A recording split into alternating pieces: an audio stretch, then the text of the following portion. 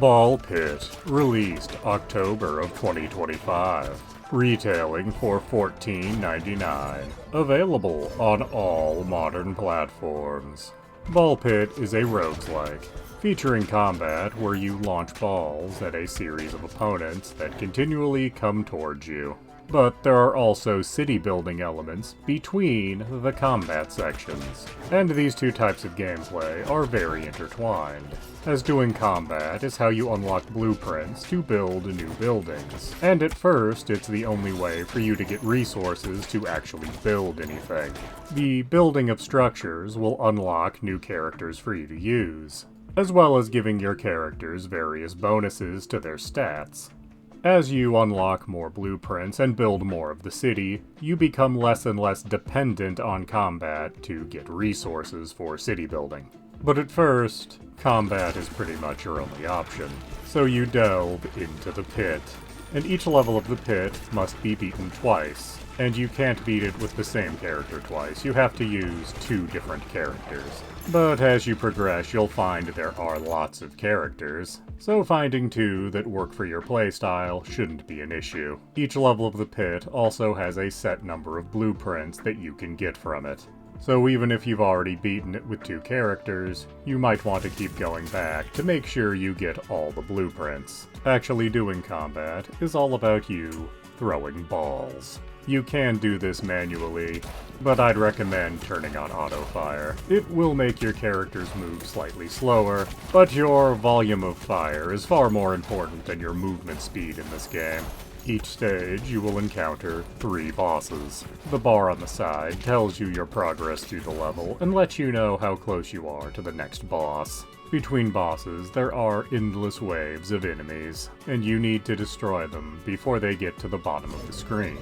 You will take damage if they reach the bottom. They can also hurt you if you get too close, and in later levels, they will have their own projectiles to fire back. As you defeat them, they will drop gems, which give you experience. And leveling up will afford you the opportunity to get new balls to fire, or other things to enhance your character.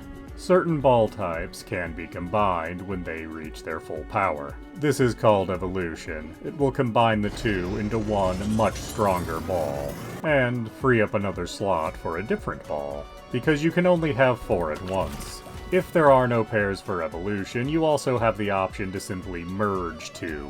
This can create powerful combinations, but it can also create useless combinations. It takes a lot of trial and error to figure out what's going to actually be worthwhile. It's also worth noting that as you progress, you will unlock new ball types, and most of them have more than one evolution they can be used for. And as the different characters you unlock alter the gameplay in different ways, what balls work for one character don't necessarily work for all characters.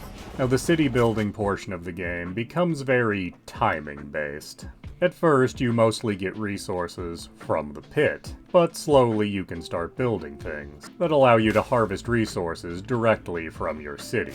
As after you return from the pit, you can have all your unlocked characters do a harvest, where you launch them in a direction and they harvest anything they come in contact with. This is also how you finish new buildings. Your characters have to bounce against the new building so many times before it's finished. There are 4 resources to worry about: gold, wheat, wood, and stone.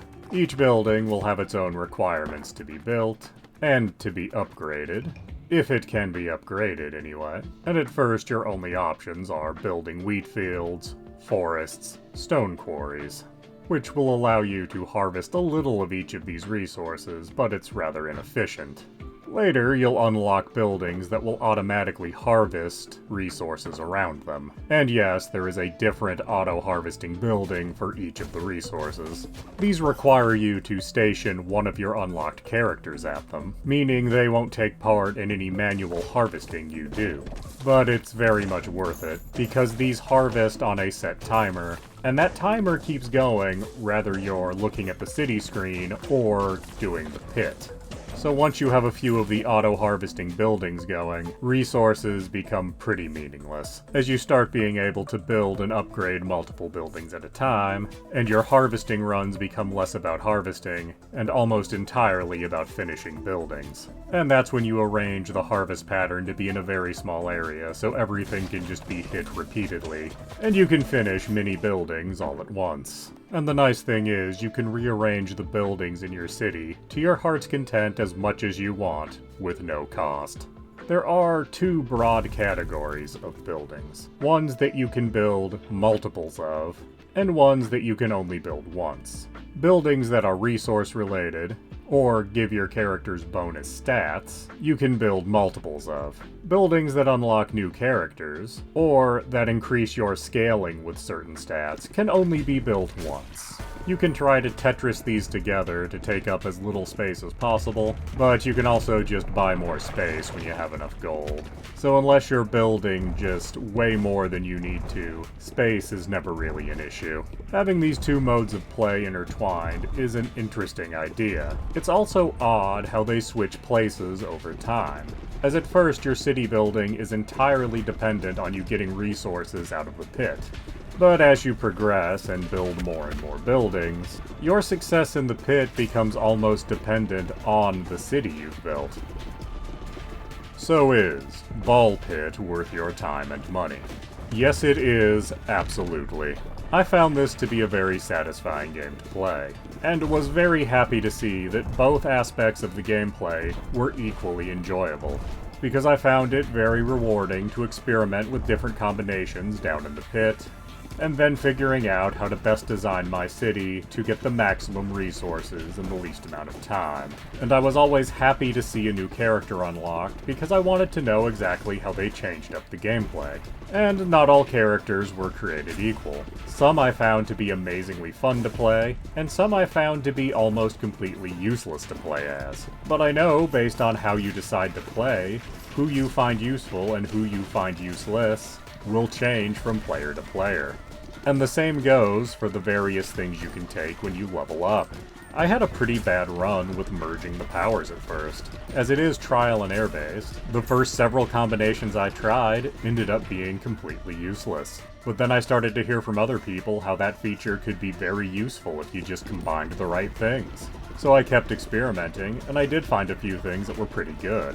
None of them would have been as good as actually having a proper evolution, but sometimes it's luck of the draw and you just don't get two things that will evolve together. So you gotta make the best with what you got. And hey, even if the experiment doesn't go well, worst case scenario, your run ends, and you get to do more city building. So yes, I absolutely recommend ballxpit. It's worth every penny of its $15 price tag. Please do subscribe, comment, like, and tell your friends.